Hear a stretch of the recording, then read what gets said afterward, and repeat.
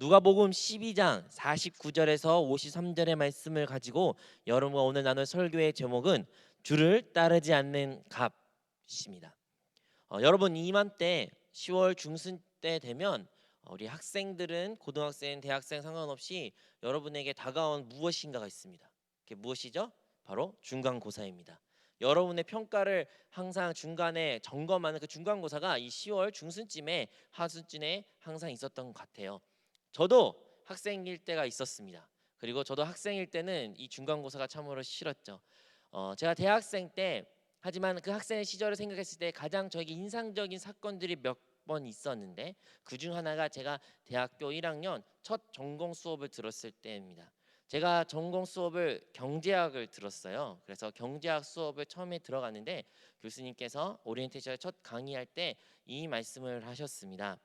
어, 영어로 말하면 there is no such thing as free lunch라는 건데, 그러니까 이 세상에는 공짜의 점심은 없다라는 것을 가지고 1시간 넘게 이야기를 하셨어요. 무엇을 말하고 싶었냐면 이 세상 가운데는 많은 것이 서로 주고 받는 것이 있다. 여러분이 공짜라고 생각하는 그 받은 그것조차도 어떠한 값을 지불하고 어떠한 목적이 있었기 때문에 그것이 성사되었고 거래되었던 것이다라고 말하는 강의 내용이었습니다. 맞습니다. 정말로 우리의 삶 가운데 뒤돌아보면 공짜라고 포장된 것이 참으로 많이 있지만 실상은 공짜가 아닌 것이 참으로 많이 있지요. 그렇다면 우리 신앙생활을 한번 뒤돌아봤을 때 여러분의 신앙생활을 통해서 여러분이 얻는 것은 무엇이고 여러분이 잃는 것은 무엇입니까? 우리가 예수님을 영접한 그 순간부터, 예수님을 우리 구주로 고백하는 그 순간부터 우리 신앙 가운데 평안과 주님이 주신 그 놀라운 생명으로 충만합니다. 아멘. 하나님의 생명을 우리가 하나 된 줄로 믿습니다. 하지만 그와 동시에 우리 안에서 그리고 우리 삶 가운데서 분쟁을 체험한 사람들이 참으로 많이 있습니다. 오늘의 본문이 바로 그러한 말씀입니다. 얼마나 많은 가정들이 예수 그리스도로 인하여 그들이 서로 분쟁을 겪고 있습니까? 예수 믿는 사람과 믿지 않는 사람으로 인하여 서로 많이 다툽니다. 부모와 자녀 관계와 부부 사이에도 갈라지는 것이 예수님이 때문에 참으로 많이 있습니다. 제가 선교지에 단기 선교로 방문했을 때 기억나는 한 소녀가 있습니다. 그 소녀가 한 14살이었던 것 같아요. 14살이었던 그 작은 소녀가 얼굴이 하얗고 정말로 항상 웃는 얼굴로 행복한 얼굴로 정말로 그 선교지에서 그 청소년 페스티벌, 청년 페스티벌에 참여하면서 행복한 모습이 아직도 기억납니다. 그 소녀가 행복하면서 찬양도 열심히 하고 기도도 통성으로 많이 하고 기도 시간에 안수기도 받기 위해서 맨 앞으로 나왔던 모습이 생생합니다. 하지만 그 소녀와 잠시 이야기를 나눠 보니까 그 소녀는 홀로 신앙을 지킨 사람이었습니다. 14살이라는 어린아이가 본인은 까작 사람으로서 그 가족이 다 무슬림을 믿는 종교로 이슬람을 믿는 종교 무슬림으로서 본인이 유일하게 예수님을 영접한 사람이에요. 근데 그 예수님을 영접했다는 그 소문으로 이야기로 인하여 그가 살았던 동네에서 쫓겨났습니다. 부모도 쫓아냈습니다. 예수를 믿을 거면 우리 집에 나가라. 예수 믿는 사람 우리 집에 없다. 그리고 그 아이는 홀로 떠나가게 됐어요. 근데 홀로 떠나가서 교회 근처에서 살아가며 교회 기숙사에서 살아가며 그 페스티벌에 참여한 것이었습니다. 그 이야기를 들었을 때 너무나 제 마음이 무겁고 정말로 안타까웠습니다. 어떻게 14살짜리 아이가 홀로 살아남을 수 있을까? 홀로 신앙생활을 어떻게 지킬 수 있을까? 이러한 염려에도 불구하고 그 소녀는 그 누구보다도 행복한 얼굴을 가지고 있었습니다. 그리고 다음에 제가 또 단기 선교로 방문했을 때 다른 사람들이 많이 있었지만 제가 찾던 사람은 바로 그 소녀였고 그 소녀는 여전히 그 자리에 지키면서 저를 맞이하면서 함께 그 선교 대회를 보냈던 기억이 납니다.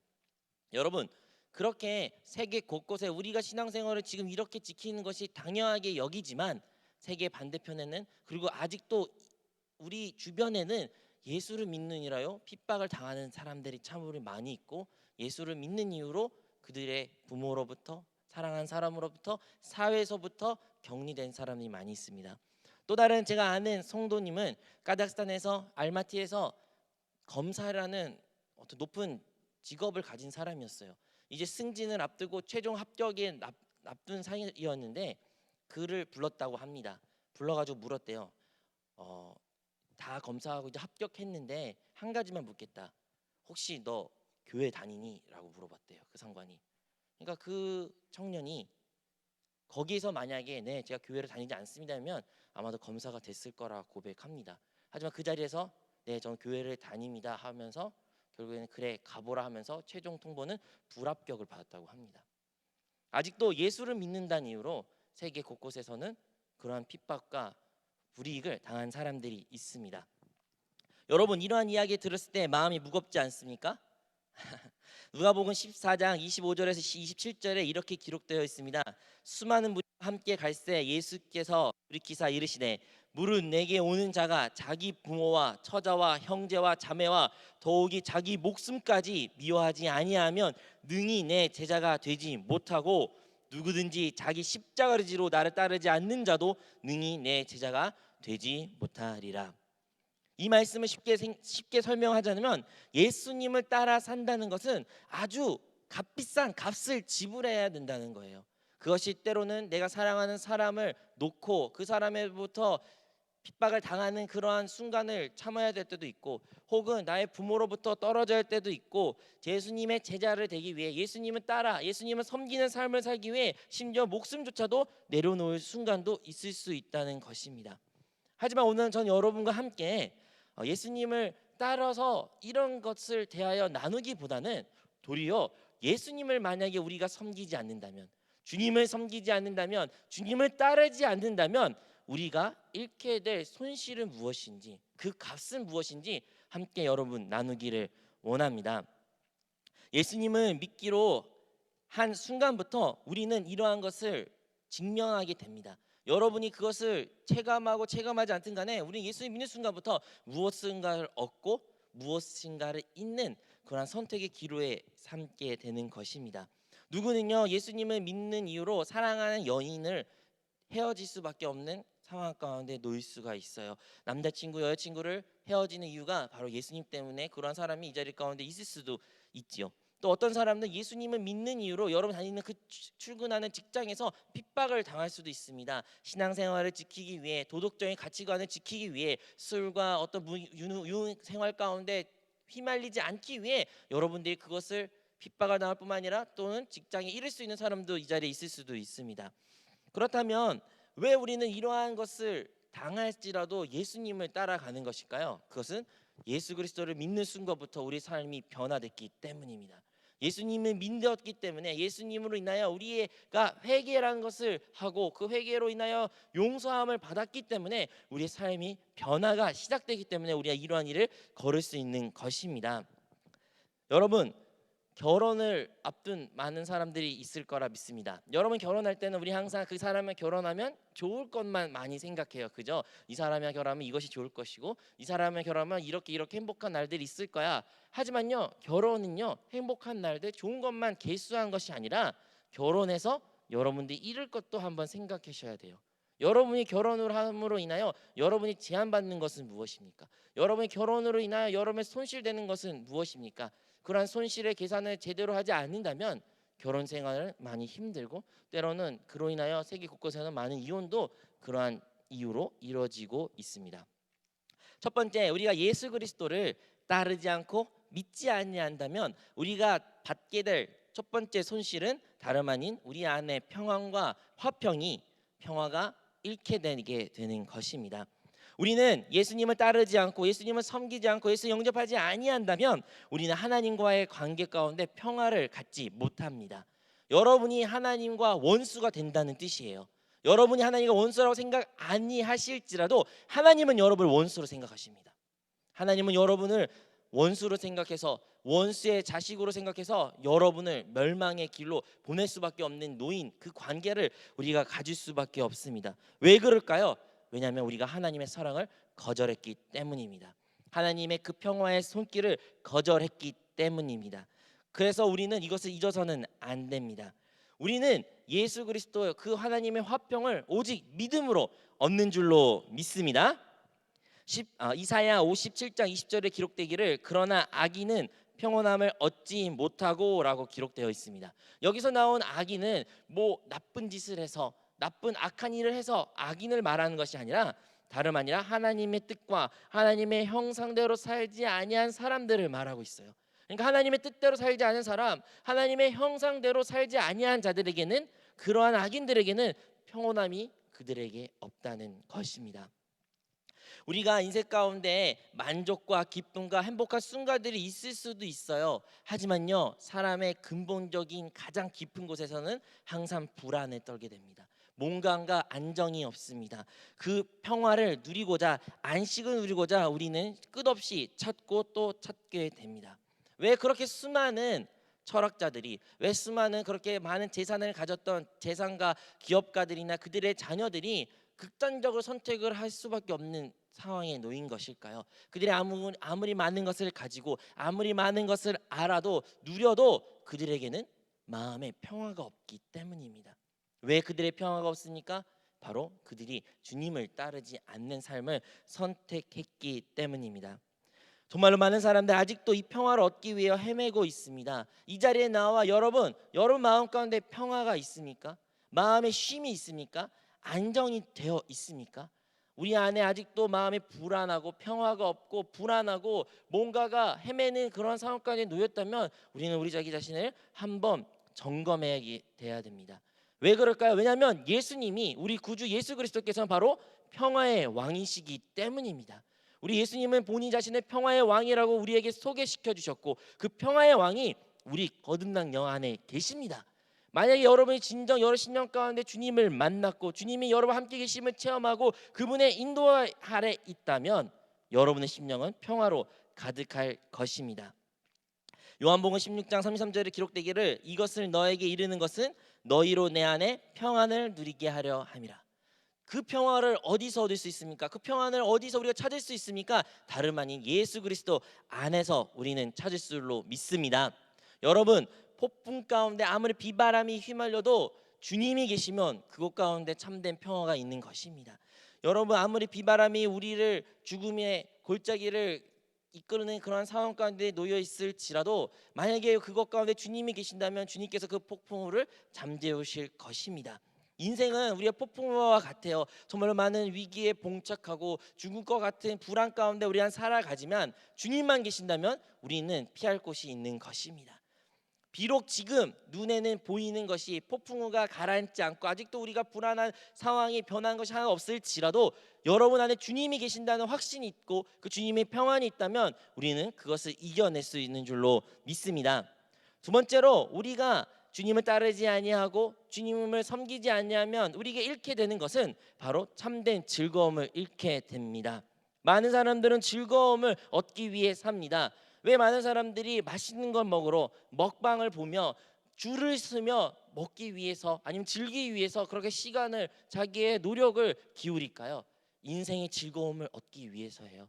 왜 많은 사람이 유튜브를 구경하고 유튜버가 되려고 하고 좋은 직장을 얻으려 하며 왜 그들의 삶 가운데 안락과 휴식을 구하는 것입니까? 다 즐거움을 쫓는 것입니다. 누구는 성관계가 가장 높은 즐거움의 하나라고 말하곤 합니다. 그래서 청년 때, 젊을 때는 그 성관계를 하고 싶어서 그 욕망을 못 이겨서 그 즐거움을 누리기 위해서 우리는 헤맬 때도 있습니다.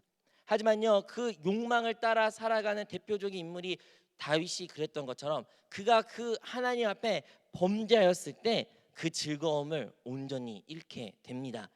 시편 51편 12절에 기록되기를, 주의 구원의 즐거움을 내게 회복시켜 주시고 자원하는 심령을 주사 나를 붙드소서. 다윗이 하나님께 범죄를 지었을 때, 다윗이 하나님께 죄를 범했을 때 그에게 안에 있던 즐거움은 사라졌습니다. 그 즐거움을 그는 잃게 됐고 주님을 따르지 아니했던 그의 잘못을 선택으로 인하여 그는 불안을 떨게 될 수밖에 없는 것입니다. 얼마나 많은 그리스도인들이 예수를 믿는다고 하지만 그 안에 구원의 기쁨, 감격을 잃고 살아간 사람이 많이 있습니까? 여러분, 이 자리 가운데 기쁨으로 충만하십니까? 여러분, 우리가 주님의 구원하심으로 인해 기뻐합니까? 왜 우리 안에 그 기쁨이 사라졌을까요? 왜 우리는 그 기쁨을 잃어버리고 인생을 살아가는 겁니까? 만병의 질병의 원인은 스트레스라고 말합니다. 그 즐거움이 없는 삶, 항상 스트레스로 신경으로 가득한 삶이 만병의 증언을 하는데 왜 우리 안에는 그 스트레스를 풀 수 있는 그 즐거움이 하나도 없는 것일까요? 우리가 주님의 그 구원의 즐거움을 회복시킬 수만 있다면 우리는 기쁨의 삶으로, 그 스트레스를 극복한 삶으로 살 수 있을 것입니다. 이 자리에 종교를 가지고 있지만 행복을 느끼지 못한 많은 사람들이 있을 수 있습니다. 왜 기쁨이 없을까요? 왜냐하면 가장 비참한 사람들은 다름 아니라 그리스도인이지만 그리스도인 척하려고 하는 사람들이 너무 많이 있는 것입니다. 우리가 참된 그리스도인이라면, 참된 예수님의 인격도 만난 사람이라면 우리에게 구원의 기쁨이 넘쳐납니다. 하지만 구원의 기쁨을 맛보지 못한 사람들은 그리스도인을 행세만 할 뿐입니다. 여러분, 요즘에 코로나 예방 접종 이야기를 많이 들었습니다. 여러분, 예방 접종에 대해서 잘 아실 거예요. 작은 바이러스를 미리 주사를 놔으면 큰 바이러스 질병이 우리가 아플 때 그것을 극복할 수 있는 예방을 하는 과정이죠. 그와 마찬가지로 신앙이라는 예방 접종을 많은 사람, 종교 생활이라는 예방 접종 많은 사람들 참으로 많이 있습니다. 누구일까요? 가장 비참하고 대표적인 사람이 어떤 사람들일까요? 아마도 모태 신앙으로 태어난 사람일 겁니다. 아마도 어릴 때부터 교회 생활을 꾸준히 다녔던 사람일 겁니다. 아마도 교회에 말하는 교회 용어와 신학적 용어도 좀 잘 알고 성경 이야기 잘 아는 사람들일 거예요. 하지만 이러한 사람들이 진정으로 하나님을 만나지 못한 사람들이 바로 예방접종, 신앙의 무감각이라는 예방접종 많은 사람일 거예요. 그런 사람들은 나는 하나님을 알아, 나는 하나님의 구원을 알아, 하나님의 기쁨을 알아, 만족을 알아 말을 하지만 참된 실제를 만지지 못한 사람들이 그러한 사람들입니다. 우리 안에 왜 기쁨이 없나요? 우리 안에 왜 그렇게 무감각한 표정으로 이 자리에 앉아서 하나님께 예배를 드리고 있나요? 주님, 우리 안에 과연 그 구원의 기쁨이 회복되었나요? 주님을 따르지 아니한 사람들은 또한 희망을 잃게 됩니다. 우리가 너무나 잘 아는 이야기, 배가 침몰하고 있을 때 선장이 방송을 합니다. 지금 배가 침몰하고 있으니 구명조끼를 메고 절대로 나가지 마라. 다 괜찮을 거니, 구원해 줄 거니, 너를 구원해 줄 거니 절대로 이곳에 나가지 마라. 다 괜찮을 거야, 괜찮을 거야 하면서 방송은 끝납니다. 그리고 그 끝은 어떠했나요? 정작 선장은 그곳 가운데 바다 위로 뛰어내리고 그 아이들은 많은 사람들이 죽었던 이야기를 우리는 잘 알고 있습니다. 세상 사람들은 다 괜찮을 것이라 우리에게 소망을 줍니다. 희망을 줍니다. 두려움 가운데, 절망 가운데, 경제적으로나 사회적으로나 코로나로 인하여 모든 것이 최악의 상황에 놓여 있을지라도 세상은 우리에게 괜찮을 거야, 좋은 것이 일어날 거야, 조금만 버텨봐, 내가 잘해줄게, 이러한 말로 우리를 위로하고 소망을 주고 희망을 주려고 합니다. 하지만 그 끝은 항상 어떤가요? 여러분, 2019년 대비 2020년에 청년층의 자살 증가량이 평균적으로 15% 더 늘어났다고 합니다. 안 그래도 우리나라 자살률이 세계에서 1위인데 2019년 대비 20년에는 무려 평균으로 청년들이 15%더 많은 사람들이 자살이라는 극단적인 선택을 했습니다. 왜 그들이 선택을 그거밖에 할 수 없었을까요? 그들에게는 소망이 없었기 때문입니다. 내일에 대한 소망이 없기 때문에 그들에게는 다른 선택지가 없는 것입니다. 사람은 소망을 먹고 사는 사람 존재입니다.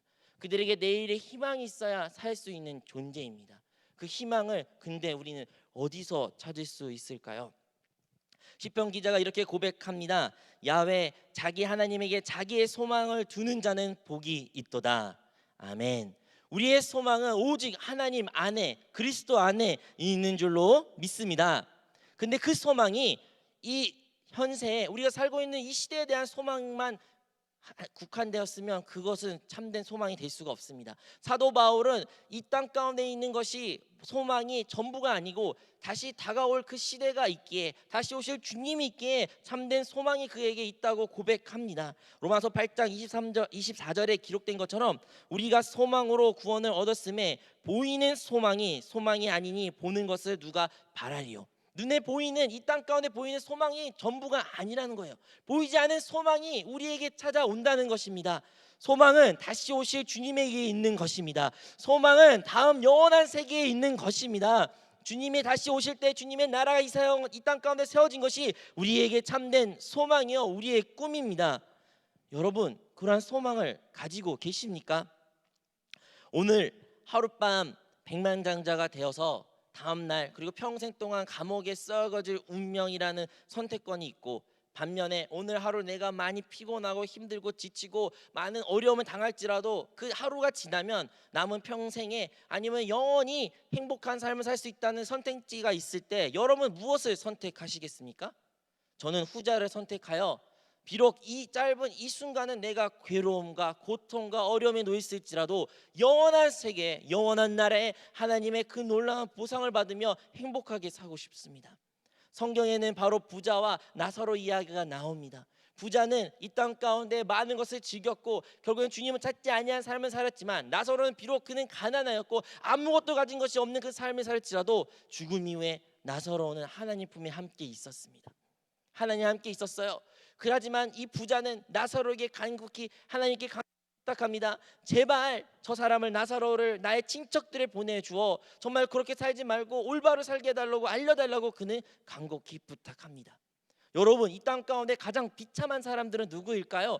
돈이 없는 사람들일까요? 정말로 가진 것이 없어가지고 못 먹는 사람들이 정말 비참한 사람들일까요? 아니면 영원한 세계에 그 하나님의 영원한 영벌에 놓인 사람들이야말로 그것조차도 모르고 오늘을 만족하며 웃고 지낸 사람이 진정한 비참한 소망 없는 삶을 사는 사람일까요?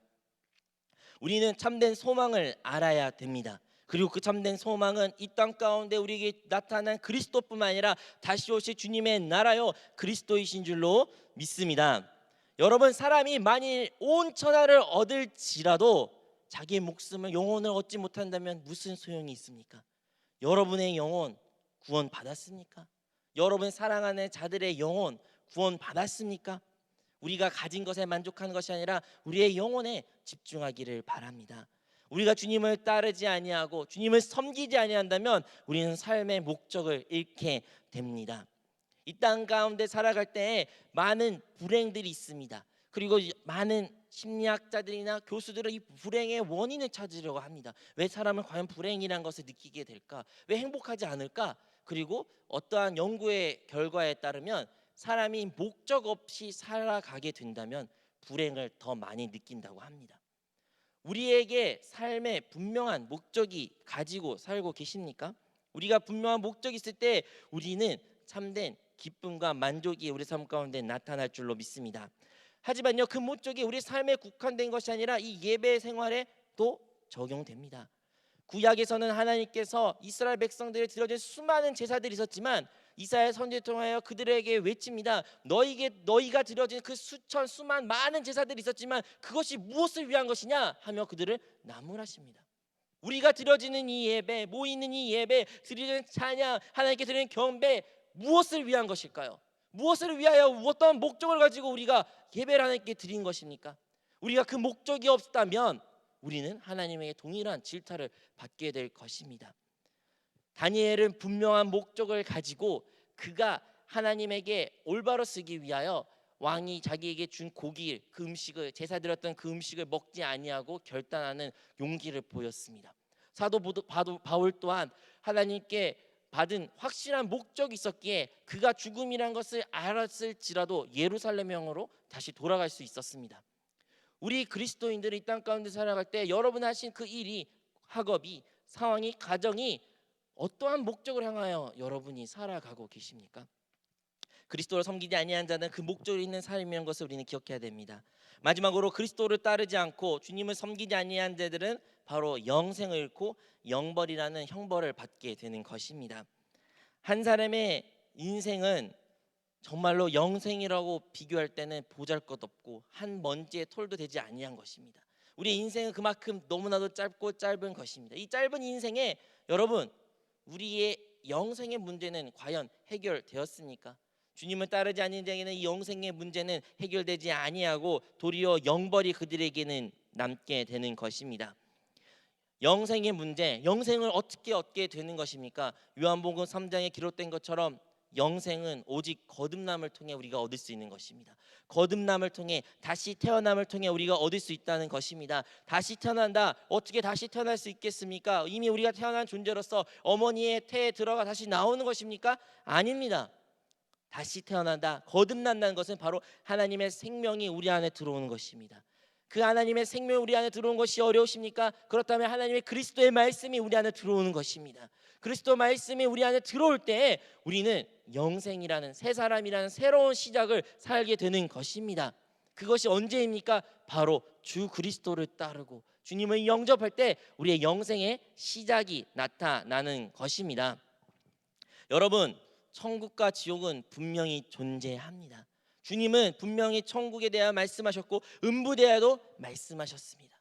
여러분, 그것을 믿는 자로서 주님을 따르는 자로서 우리의 이 천국과 이 음부의 문제, 영생과 영벌의 문제에 확실한 답을 가지고 우리는 신앙생활을 해야 될 줄로 믿습니다.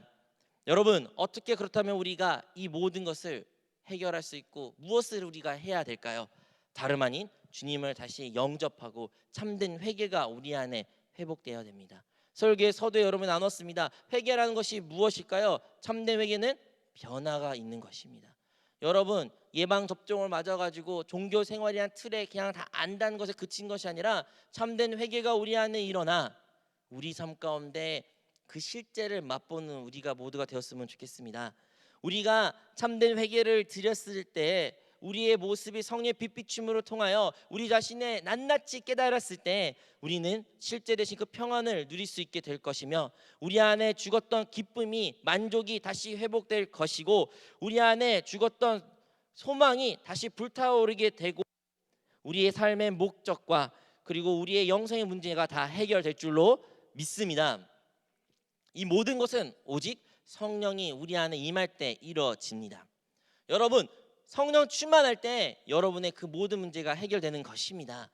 여러분이 주님을 따르는 삶, 서두에 말한 것처럼 때론 자기 십자가를 지고 부모를 버리고 자기 친척을 버리고 사랑하는 사람을 버리고 가진 것을 다 버리고 주님을 따르는 삶입니다.